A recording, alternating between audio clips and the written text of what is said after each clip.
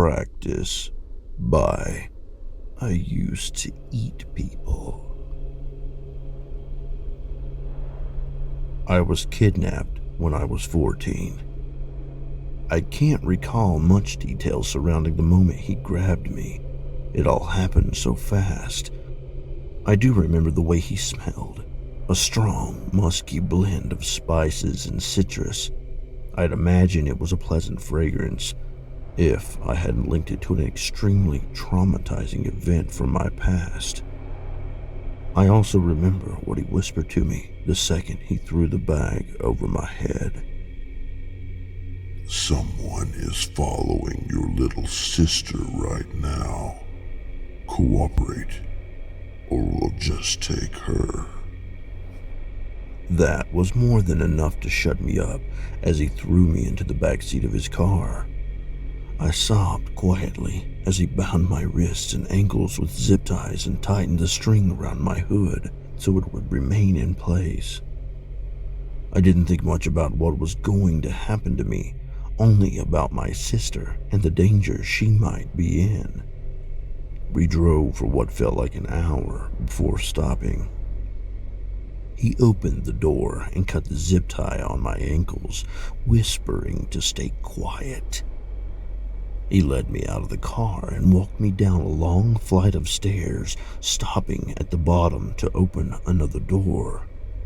I was ushered through and forced into what felt like a dog cage before he whispered to leave the hood on and walk away. The next thing I remember was a young boy calling out to me from somewhere nearby. I lurched awake and began crying. "Are you okay?" the boy asked in a shaky, dry voice. "Don't worry, he's not here right now." I could also tell our captor had left the room because his accompanying scent had dissipated. I finally managed to subdue my hyperventilation and reply to the boy. "Is it going to hurt me?" I asked. "I don't think so," he said. "I've been here for a few days now, and he hasn't touched me. Just comes down every few hours to feed me and let me use the toilet." "What does he want with us?" I started sobbing again. "Your guess is as good as mine. You are the only other person I've seen him bring down here." The boy fell silent for a while. I assumed he was sleeping, and I thought about how worried my parents might be. It had been several hours since I was taken. Maybe they didn't even realize it yet. The odorous kidnapper returned not too long after to let me and the boy use the bathroom, escorting the boy first. I heard him ask our captor what he planned to do with me.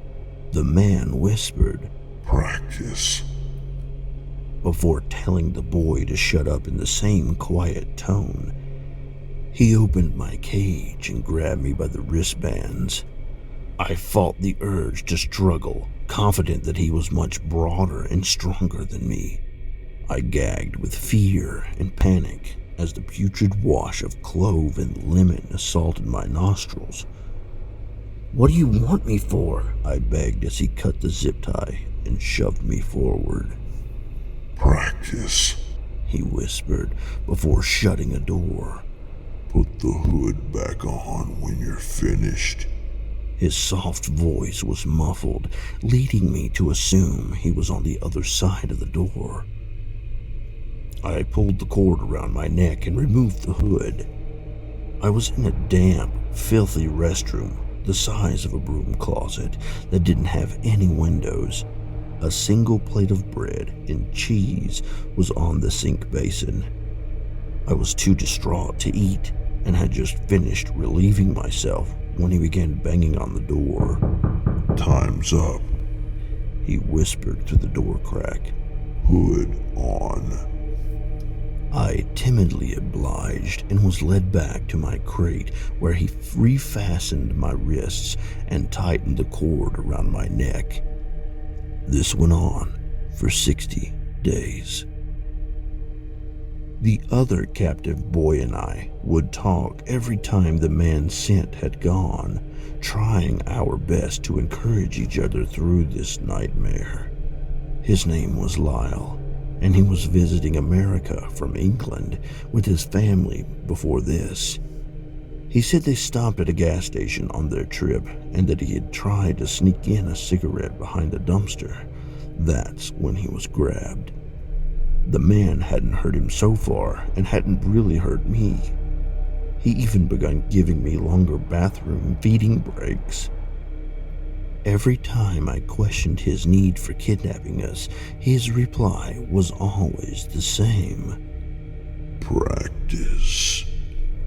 The police raided the place we were kept on the morning of the 61st day.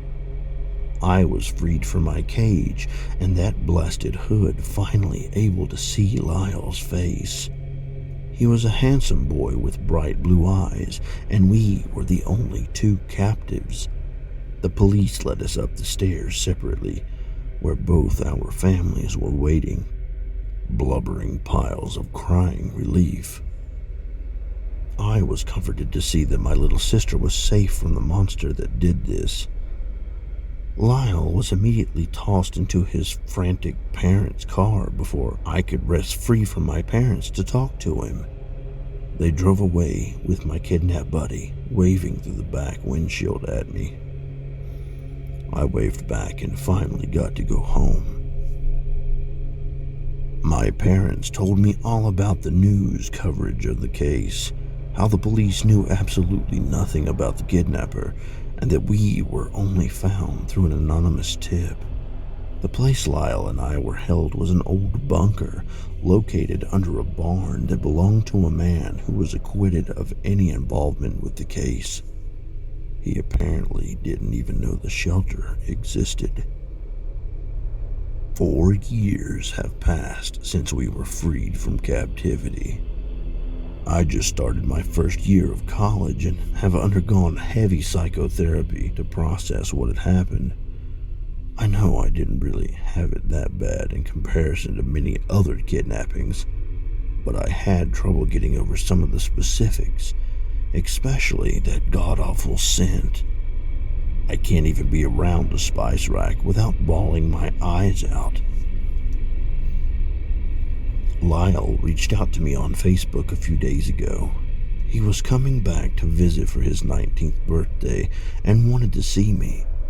I honestly couldn't wait to give him the hug I didn't get to 4 years ago. His constant reassurance and support while being captive is the only reason I didn't give up hope or lash out, and so something that could have upset our captor. In a strange way, I felt like Lyle kept me safe. He picked me up from my dorm, and we immediately rekindled the bond we had formed through hardship. He was the only one who understood how I felt. "What have you been up to since you went back to the UK?" I asked coyly, still a little shocked and enamored to see his handsome face.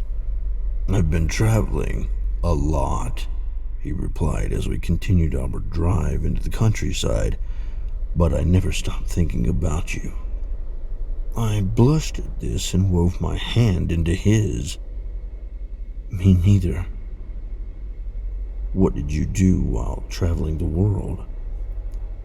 "Practice," he whispered as his facial features went flat. I yanked my hand away and cupped my mouth in shock, immediately assailed by that horrific smell. My world shrank as he turned the car down a dirt road I had never seen before. I lunged for the door, but his hands were quicker to engage the lock. He stopped the car in a field and grinned. Time for the real deal.